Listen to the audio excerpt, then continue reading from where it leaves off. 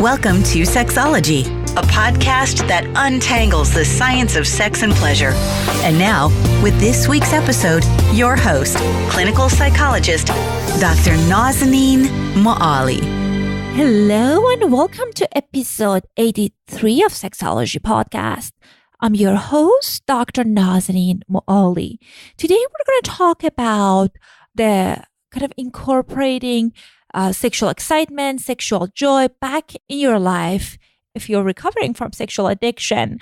I see a kind of similar pattern in my clients that are kind of been diagnosed with sexual addiction, similar pattern with individuals who are struggling with quote unquote what's known as food addiction, or what I call it binge eating disorder, that people feel only if I don't enjoy these kind of foods that I enjoyed, only if I don't have sex the way I used to have sex and don't do things that was exciting for me, I'll be okay. And at times that might be necessary for early stages of recovery, but I don't want people to have, at least for my clients, to have a small lives and they be kind of fearful of what if I do things that are exciting and pleasurable because of the fear of relapse. Alexandra Katehakis is a founder and clinical director of the Center for Healthy Sex in Los Angeles, senior fellow at the Meadows, and faculty for the International Institute of Trauma and Addiction Professionals. She won a number of different awards and accolades throughout her career, and she's a certified sex addiction therapist, supervisor, and AASECT certified sex therapist, supervisor, specializing in treatment of sexual addiction and other sexual disorders. She has multiple publications, and during this interview, we talk about her newest book that I just mentioned to you guys about how to incorporate healthy sexuality back in your life after recovering from sexual addiction. Before we get to the interview, I just want to remind you guys that I'm doing this survey about how can I improve this podcast for you. So if you have a moment, please go to our show notes and take this brief 5-question survey so I would know what are some of the topics that you might be interested to learn more about so I can provide you with better content. Anyhow, without further ado, here's my conversation with Dr. Alexandra Katehakis. Welcome back to another episode of Sexology Podcast. I am so excited and honored to have Dr. Alexandra Katehakis on our show today. Welcome to our show, Alex. Thank you. I'm happy to be here. I am very excited for this conversation. I don't know if you remember or not, I was sharing with our listeners that the first exposure I had around training about sexual addiction was at your facility when it was back in Olympic. And I was like first year of graduate school. And I was like, oh, this makes sense. And it wasn't until later on that I got more training on sex therapy and I realized and I learned about this kind of conflict and misconceptions when it comes around sexual addiction recovery. So and I see you are the main voice of like helping people to understand sexual addiction recovery better. So what are some of the common misconceptions that you hear that people have when it comes to intimacy after recovery? Well, first of all, I don't think that intimacy, I assume we're saying sexuality, because I don't use the words intimacy and sexuality interchangeably. I think intimacy has to do with the emotional connection between two people, honesty, vulnerability, integrity, and sex has to do with that, plus, engaging the body. So I don't think that people, finish their sex addiction and then get into a healthy sexuality. I don't think human beings are that linear.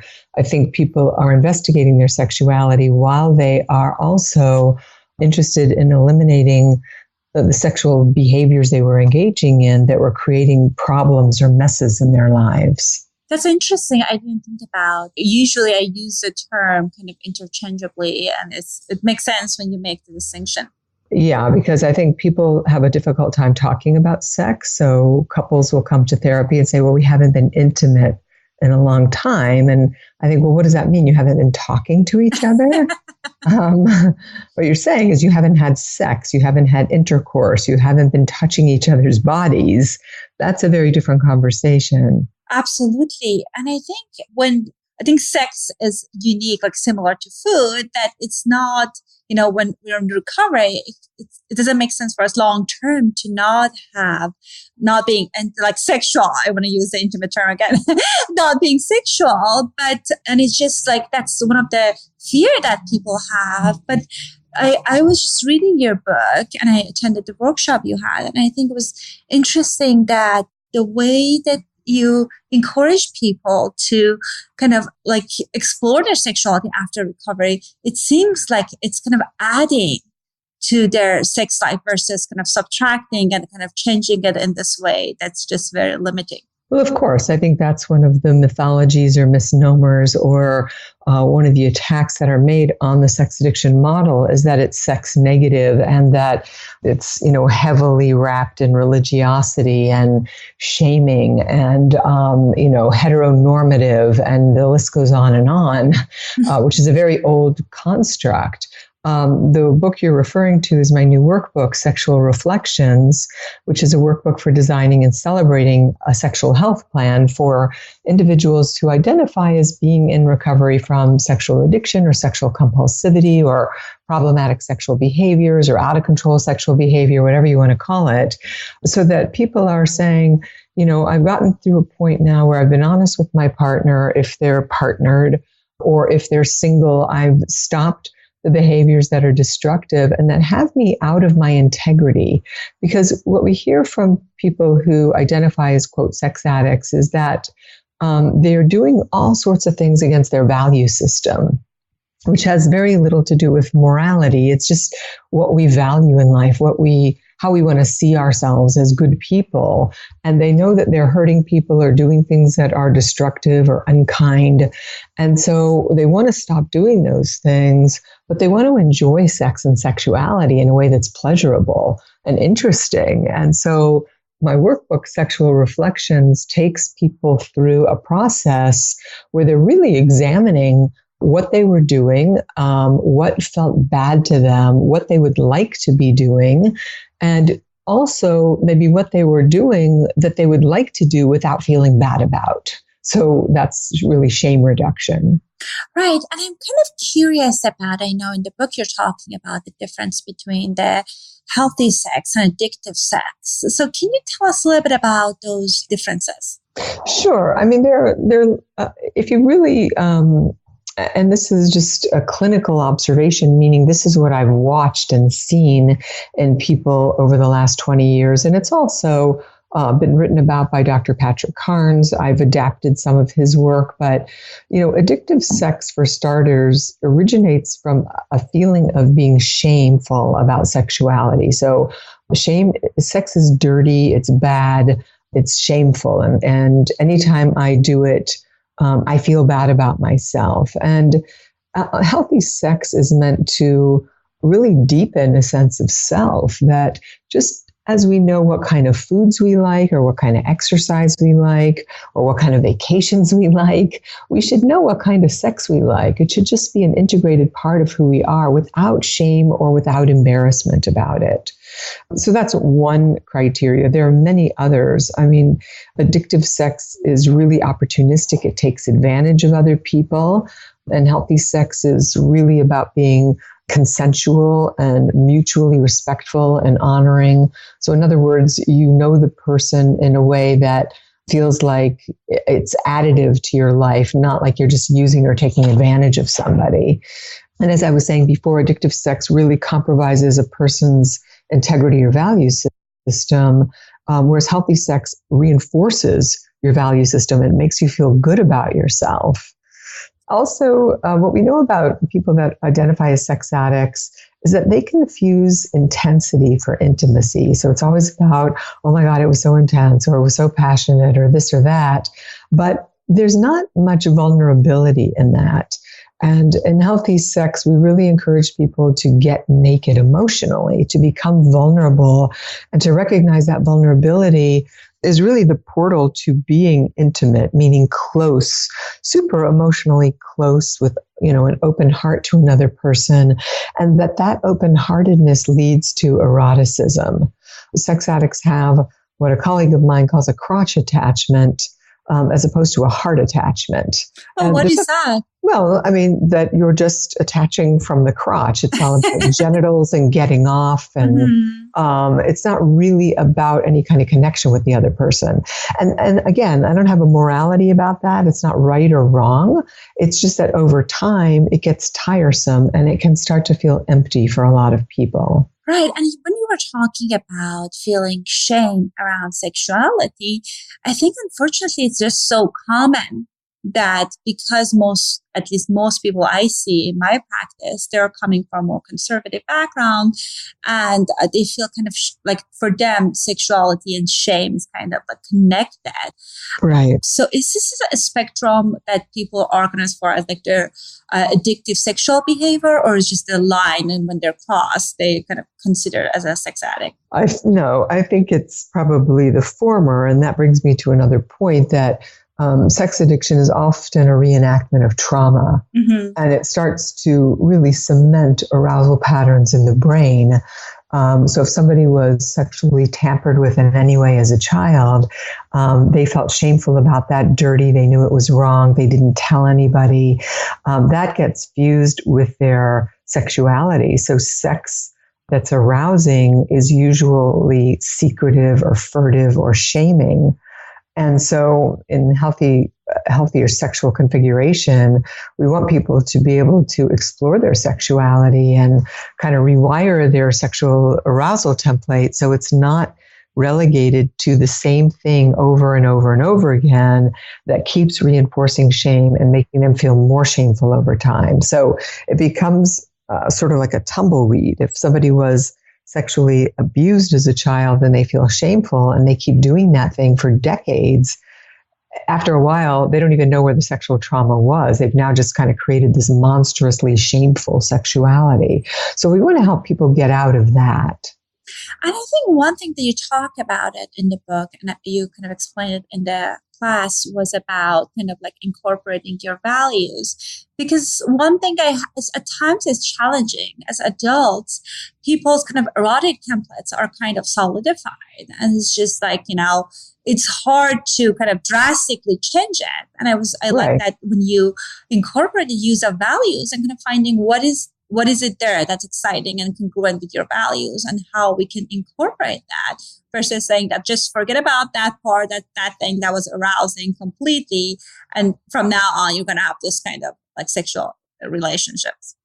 Right. And I think that is, again, one of the misnomers about, sex addiction being sex negative, that if somebody, likes a certain sexual act in their compulsive behaviors, they may still like it after their recovery. And the difference is it secretive? Is it shaming? Does it feel abusive to yourself or another person?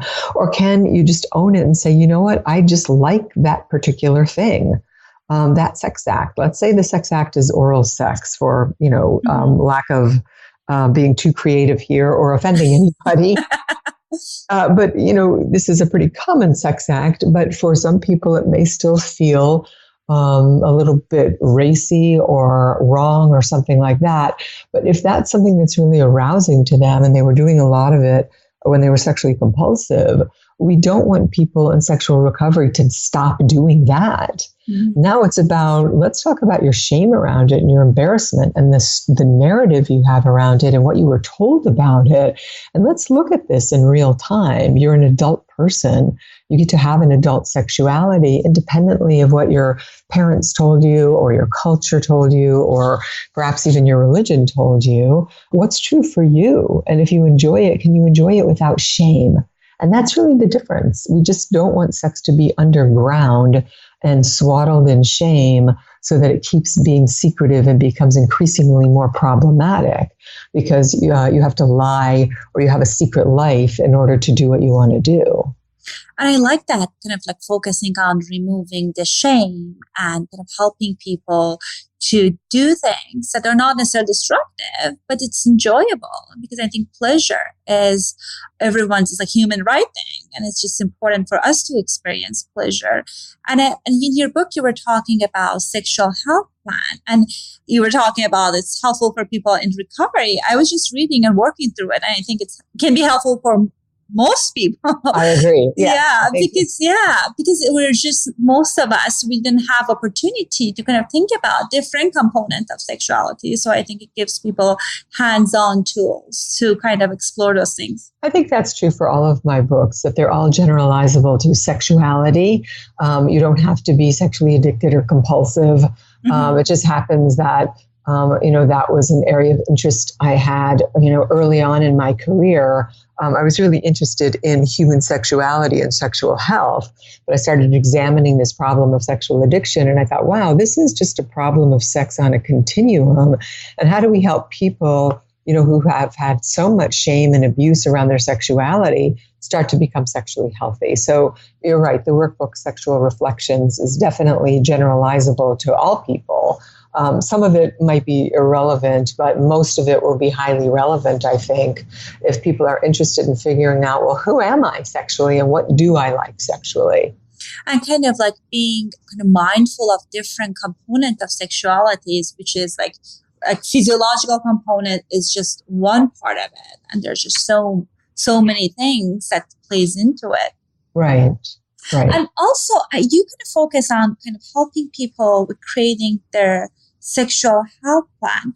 Why do you think is that important? Well, because I think we don't think about our sexuality the way we think about, our hairstyle and our fashion, and we work out and we do all these things to improve ourselves or to make ourselves feel good. But we don't really think about, well, what is my current erotic template, because this changes from decade to decade. And certainly when people are teenagers, it's a time of massive exploration and pretty much, anything goes, and sex seems kind of weird and freaky and eventually can feel sort of fun and exciting. And then in our 20s, our arousal is so much higher just naturally, physiologically. So it's easy to get turned on for the most part for many people. But then, people move into their 30s and they get more responsibility. If they start a family, their sex life really drops off. And then at 40, you're a different person altogether. And then the body changes again radically in the late 40s and 50s. And 60s and 70s, and so it goes. So I think it's important to sort of reevaluate, just like we reevaluate goals for our careers or our lives. What do I like sexually today? Do I even know? Wow, my body doesn't respond the way it used to. What am I going to do about that? What do I want to do about that? How do I talk to my partner about that? These are just conversations. I think the idea for Sexual Reflections is that it has people really reflecting on themselves and then encouraging them to start to have conversations with the people that they're having sex with. Right. And I think specifically one of the exercises that's one of my favorites, and again in the class I thought was great, it was on identifying and clarifying your sexual values. And I practice from acceptance and commitment therapy, and value is such an important part of that. And I think people sometimes ask me, is this wrong that I like that? And I don't think necessarily there's a wrong or right way of doing things. It's about whether this act is congruent with your values. And it was very interesting that you have one for sexual values. So I'm kind of curious, why do you think is that important? And is our values something that changes throughout the years? I think they do change throughout the years, but generally, depending on how people are raised, our parents are very powerful forces in our lives because, as you know, children's brains are extremely malleable. And we can create securely attached children or insecurely attached children, and that will then impact their psychological state over a lifetime and even their health now, we know. So for as much as many of us rebel in our teens and 20s and strike out to new lands and try all sorts of different things, eventually I think because we're so habituated and our brains are so automatic, we end up reverting back to the values we originally grew up with. And so I think while they can change and they're malleable, they generally also kind of stay within the same bandwidth. But I think we have to think about, I use the word sexual values, but it's really about, what's sexually arousing to you. Mm-hmm. And is what's sexually arousing to you, does that align with what your personal values are? So, for example, I've had many men tell me over the years that they did all sorts of things outside of their value system when they were engaging in multiple affairs or hiring sex workers or having sex with, people outside of their sexual orientation, because it was all about intensity and they weren't very present. In fact, they might have been rather dissociated and they were living these double secret lives and weren't in touch with their feelings at all and in a lot of pain. And so it's not about saying that sex act was wrong. There's no wrong sex act or sexual behavior. It's about, wow, when I do that thing, I'm so far out of my integrity and so far out of my value system that I don't like myself. Right. And that's what causes the stress. And I like that, like, you're kind of like shedding a light on that component. And I know you have another section that we talk about, like defining what is that, like, what's your description of it? And when I do that with couples, you just realize how each person's definition is different. And I thought that was interesting. Yeah, it is different. And that's why it's fun for couples to do together, to each person look at their values and then each person look at what their sexual values are, what turns them on, and then to compare them and to see, oh, wow, are we close to being on the same page here? Do we have different ideas and wants and needs? And then how do we have a constructive conversation to start to bridge that gap, to start to try things that might be out of my comfort zone, because I want to grow as an adult sexually. I don't want to just be limited sexually, and I don't expect you to live with my limitations. Both of us are going to try things and stretch together. So an example of that might be many, many years ago, I had a client it was a couple, and she wanted him to be more romantic. And he came from kind of I would say, sort of a more blue-collar family that had a hard work ethic, and they didn't have much luxury and, quote, romance in their life per se. And he said, if you think I'm going to light candles and draw a bubble bath for you, you can forget it. I'm not that guy. And I said to him, well, if you're not going to do that, you're probably not going to get laid. Right? Because True. She was saying that she needed more romance and she wasn't asking for a lot. Mm-hmm. And so he had to really take himself on and challenge himself to do something that made him feel awkward, that really bumped up against his definition of masculinity. Because what did that say about him? And I reminded him nobody would know about this but the two of them.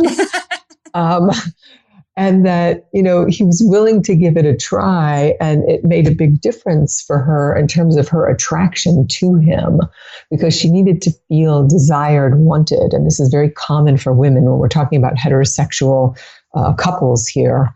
And he liked sex that was a little bit more gruff, and we could just call it rough sex. It wasn't really BDSM. And she was willing to do that, but she had to feel safe and cared for and wanted first. So these are paradoxes that are inherent in all marriages and all dynamics. And I think they're there because they force us to grow sexually. So when we're past the ages really of 20s and mid 30s, sex is not just about a drive anymore. It's really about, are we going to challenge ourselves and kind of grow up and define a sexuality that's an adult sexuality, not just keep doing what we were doing in our 20s and our 40s and wondering why it's not working. Absolutely. And I think one other thing related to talking about these values, when people are in kind of recovery from sexual compulsivity, is that it helps people, gives them this framework for the couple to feel kind of explore and be playful. Because I would imagine if someone is trying to reintegrate kind of some of the acts that they used to do, and the partner might get very worried and kind of get alert. What if we're going through the same path? And I think having this framework, this kind of conversation would provide some kind of comfort and help couples to be kind of playful and mindful within the framework that they're comfortable with. Yeah, I think that's a really important point because the partners, the people who have been betrayed, whether it's been a single incident affair or, sexual addiction and compulsivity, are always worried about whether they're going to be activating the other person or that person's going to be thinking about their affair partner or the sex workers they hired. And it's very painful for them. And they end up foreclosing on themselves and giving away their sexuality. I mean, many women report that they used to love sex and really enjoy the freedom of sexuality, but now it felt shut down and not playful. And that's why, explicit conversations, not about what the person who did the, betraying did with other people, that's really irrelevant. It's more about, as a couple, what are we going to do together? And what do these sexual acts mean? How does it make me feel? And what are you thinking about when you're doing this? Are you thinking about me or are you thinking about somebody else? And one of the things that's important to highlight here is that when people are really qualify as sex addicts, and we do have diagnostic criteria for that is pretty tried and true, they are typically moderately to severely dissociated. And that dissociation comes from early childhood trauma. So when they're having sex, they're really checked out. They're in a different zone altogether, and their partners can feel it. They can feel when the person is not present, they're not thinking about them, they're not making eye contact. And that's when trouble starts to happen in the sexual experience. So the more present both parties can be, the more honest they can be about what happens to them during sex, whether they go into shame or they get scared, the more intimate the sexual act becomes. And people might have to go through this sort of awkward period that doesn't feel that erotic or hot in order to get to those places, because they will deepen their love and their connection along the way. And I think that certainly is a challenging task, because I work with clients for years and years. They learn to dissociate during sex. And if they're anchored in the moment, it's really hard for them to experience arousal. Right. And so that's the challenge, is to become associated, not dissociated. And associated with your partner by making eye contact with them, talking to them, noticing what you're thinking about, what's happening between the two of you, the sights and smells of that person, as opposed to being in fantasy about previous acting out partners. The other thought that I have was, I love this work, and I think it's just such a rich work of helping people figure out their sexual health plan after recovery. But I'm kind of curious, and again, I know it depends on people's history, but how soon people can transition to this kind of work when they enter the recovery kind of treatment? Well, it's different for everybody, because like you said, it's more like eating. It's not something that you just stop, like alcohol, and you just never pick it up again. I mean, in some ways that's easier. Not that it's easy to get sober from drugs and alcohol, but you cannot have alcohol in your house. You can avoid it, but you can't avoid your sexuality and your partner. I mean, you can, but you'll be miserable in a different way.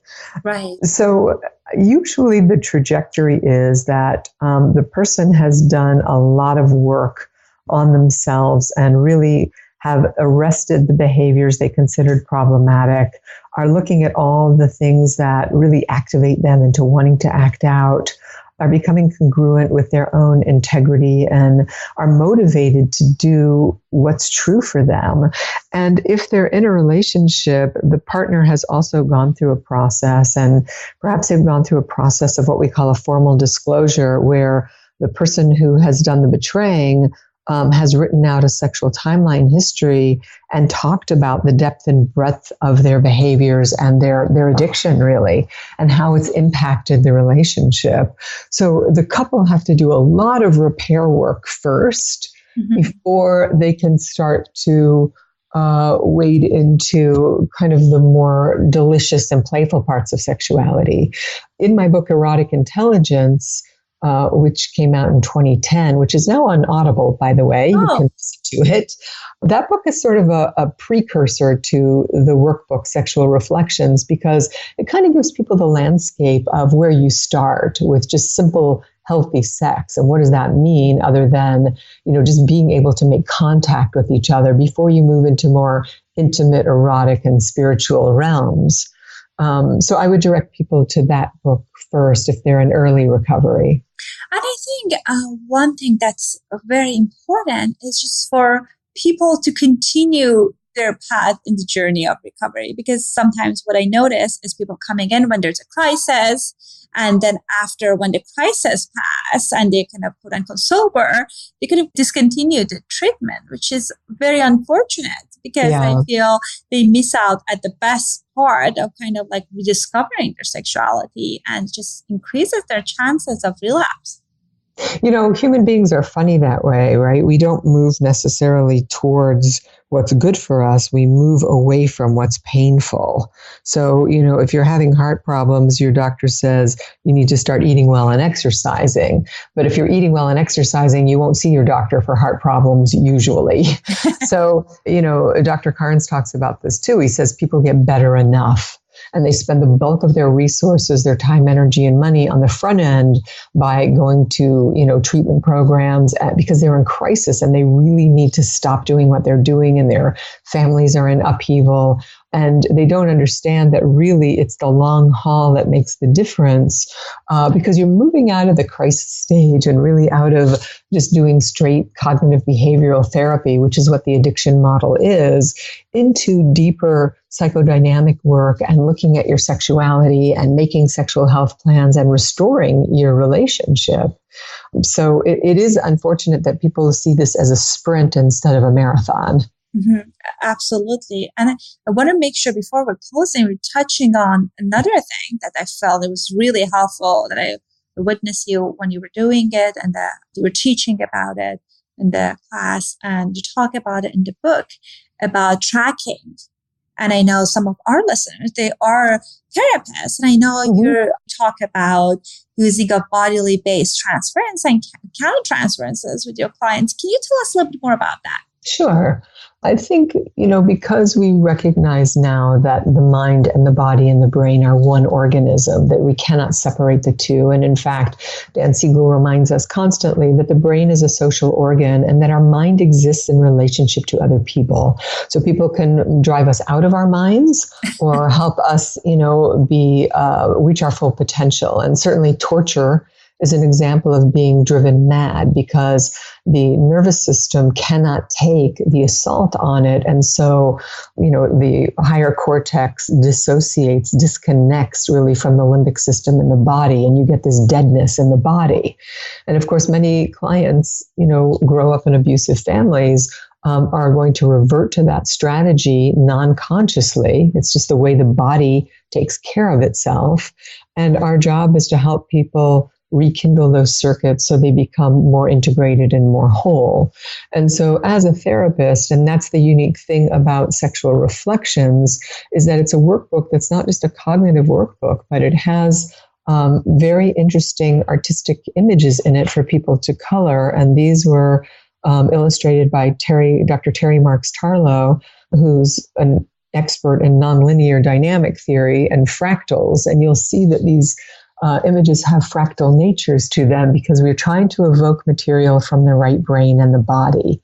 Likewise, during the process of going through the answers in the workbook, there's a therapist tracking guide in the back that asks the therapist to start to track what the client is noticing in his or her body as they're talking about these sexual acts. Is it evoking shame? Are they getting hyper aroused? Are they starting to dissociate? And what is the therapist feeling in his or her own body? What are they noticing as these conversations are ensuing? Because that's the intersubjective field. And something is emerging between the two parties that will be very useful in locating, quote, the truth. So the truth is emergent from what's true in the body, not just an idea of what I think I'd like to do. Because most addicts' idea of what they want to do are the things they were doing in their addiction. Mm-hmm. But if you ask somebody, oh, so you think having sex with a Martian is a good idea, what are you noticing in your body as you're saying that right now? Because you used to have sex with Martians all the time in your addiction. And that person will generally say, well, I'm starting to notice that I'm getting this like high level of arousal, like maybe my heart is beating and my palms are sweating. And this is what I used to feel like when I was acting out. Mm-hmm. And then the therapist might say, yeah, based on what I know about your history, and I was getting a little bit of a tightness in my chest when you said that, because I worry that's really a slippery slope for you. Maybe we should take sex with Martians and put that on your watch and wait list, which is also in the workbook. And we'll come back to that. But right now, that feels like something that might derail your sexuality instead of helping you move towards a more integrated sexuality. And what do you think about that? So together, the therapist and client are making a decision based on what they're noticing, what they're feeling, what they're thinking, what they know based on history might be appropriate for this person. And I really like that the idea of naming what you're feeling as a therapist in your body and right. kind of and modeling it and gives so much great information. Again, I always been kind of hesitant to do that, but like recently after your class, it was very helpful kind of like naming it and seeing that it can help the client go deeper on the conversation and them kind of give them encouragement and kind of power to kind of tune in what's going on with their bodies as well. Right. I mean, most people don't even know they have impulses in their bodies. And that kind of affective disclosure is so much more powerful, really, than cognitive disclosure, which can be nice for joining. Like, oh, you went to that college. I went to college on the East Coast too. Okay. But really, again, Dan Siegel talks about the client feeling felt by the therapist, which is a very high level of attunement. Alan Shore, of course, talks about this in depth as well.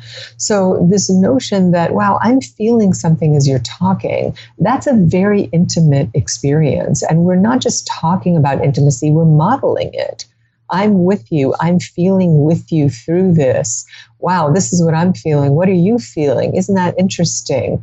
It's not right or wrong. It's just that I'm a human being here, and I'm so closely engaged with you that our nervous systems, our brain stems, the autonomic nervous system are all in concert with each other, and there is a nonverbal communication taking place that's extremely valuable. Alex, I can talk about this for hours with you because you have so much great information and so many books and writing. And again, just it's wonderful to have you on the show.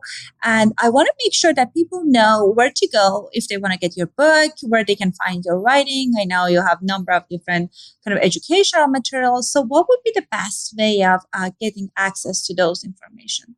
Well, I would direct people to our website, which is centerforhealthysex.com. And there you'll find all of our webinars and CEU courses. We do a monthly CEU course for psychologists, marriage family therapists, and that sort of thing. So you get 1 credit and it's free every month. And we have all manner of people coming and talking about all different aspects of sex and sexuality. We also have a YouTube channel that has probably well over 100 videos from sex experts around the country talking about every issue under the sun about sex and sexuality. So our website is a tremendous resource. If you want to take a look at my books, you can go to Amazon.com and type in my last name, Katehakis, and there you'll find all of my books on sex and sexuality. Awesome. I make sure I leave a link in the show notes to all of those resources. And thank you so much for being with us today. Thank you for having me. I hope you enjoyed my conversation with Alexandra. At the end, I wanted to invite you guys to give me feedback on how I can improve this show about the topics you guys are interested to learn more about. I included a link in the show notes. It's a brief survey. It's like 4 questions. And if you take a moment and share with me that what are the topics you're interested in and how can I improve this podcast, I would truly appreciate it. I'll talk to you next week. Thanks for listening to the Sexology Podcast. For more great content, visit www.sexologypodcast.com.